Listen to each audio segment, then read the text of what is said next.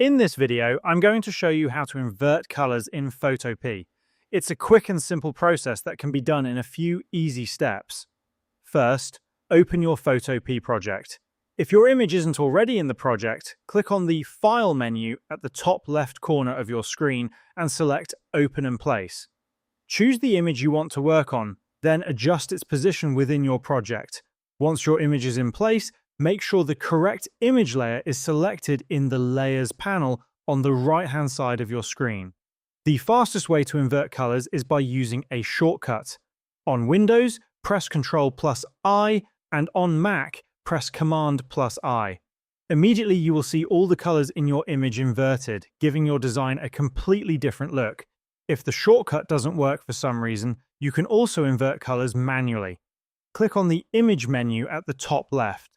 Hover over Adjustments, and from the side menu that appears, select Invert. The same result will be applied to your image, and you will be able to see the color inversion instantly. With these methods, inverting colors in Photopea becomes fast, simple, and flexible depending on your workflow. And this is how you can invert colors in Photopea.